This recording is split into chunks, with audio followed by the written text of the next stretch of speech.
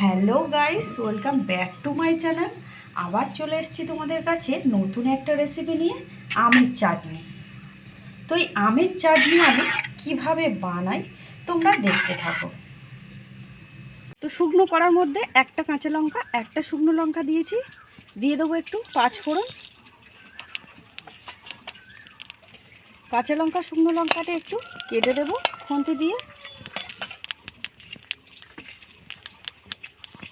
পাঁচফোড়নটা বেশ ভাজা হয়ে এসছে, এখন আমি একটু তেল অ্যাড করে দেবো।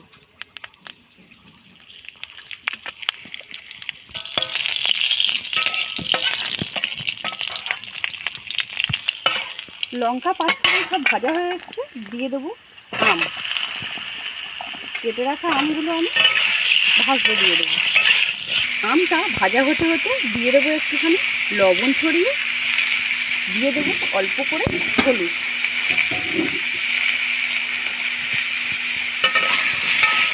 খুব ভালো করে পুরো আমের সঙ্গে মিশিয়ে নেব, আবার কিছুক্ষণ ভাজা হওয়ার জন্য ছেড়ে দেবো।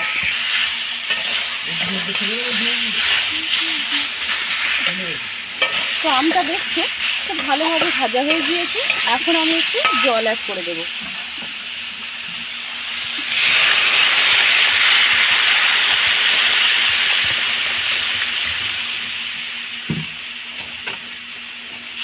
আমটা সিদ্ধ হওয়ার জন্য আমি ছেড়ে দেবো বেশ কিছুক্ষণ।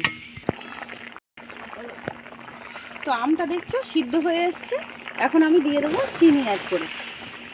আমি প্রায় 500 গ্রামের মতো চিনি দিয়ে দিয়েছি।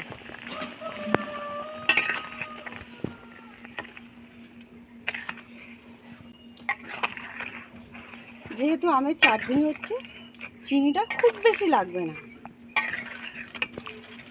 চাটনিটা রেডি হয়ে গিয়েছে, এখন আমি নামিয়ে নেব। তো ভিডিওটি ভালো লাগলে লাইক করো, আর চ্যানেলে নতুন হয়ে থাকলে সাবস্ক্রাইব করো।